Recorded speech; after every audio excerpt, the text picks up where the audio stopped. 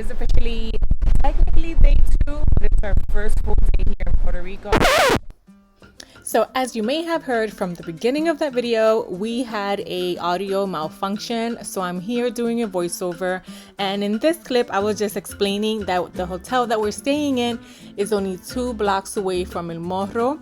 So I was gonna go to the rooftop and record and show you guys the view from the rooftop and show you El Morro, which was literally just right there. It was so beautiful. It was a perfect day. And I love the location of this building. We stayed in the Casa Blanca hotel. We only stayed here for 1 night, but I love the location of this hotel. It's right in the middle of Old San Juan. So as soon as you walk out of the doors, you have everything right there. You could just walk anywhere. Everything was just right there. The rest of our stay, we ended up staying at the Sheraton because I love this hotel. I've stayed here like 4 times already. So I just had to go back. I love the amenities. And let me tell you, I was so impressed by how clean and sanitized and how serious they are taking COVID in the island in order to keep everything controlled and prevent the spread. Bags right over here so we can disinfect them. Okay. I'm gonna take your temperature.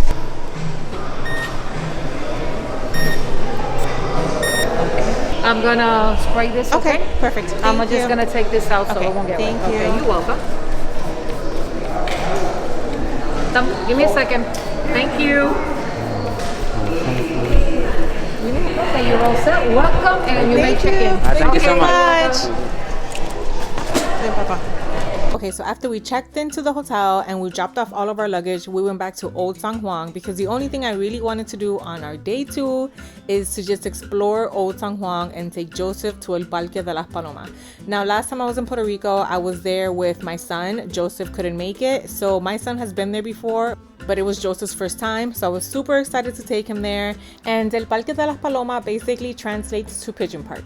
On the way to the Pigeon Park, the scenery is absolutely beautiful, and one of the things I love to see are the blue cobblestones. These blue cobblestones are super old. They're from the 18th century, and they were actually used as ballads on the bottom of Spanish ships. And what that pretty much means is that these old ships, they used to be made out of wood, and then they used to use these cobblestones and lay them in the bottom of the ships to give the boats balance. And in 1784, they were used as road pavers in Puerto Rico, and they're still there to this day. Now, this area that we're walking through is called Paseo de la Princesa, and it is just such a beautiful spot. It is so romantic, and it is located on the south side of Old San Juan. The Paseo de la Princesa was originally built in 1853, and if you go all the way down the sidewalk, you will find this beautiful big fountain called the Raíces Fountains, which translates to the fountain of your roots, which symbolize, represents, and honors our Puerto Rican mix of Africans, Spaniards, and Taino Indians.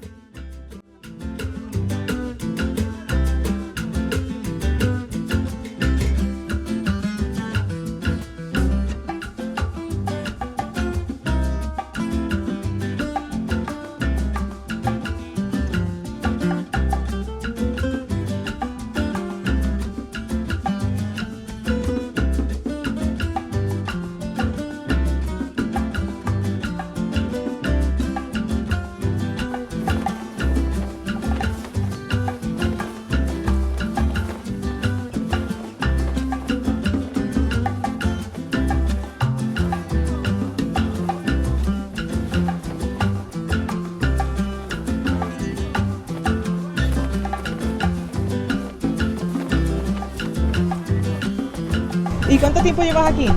Ay, bendito.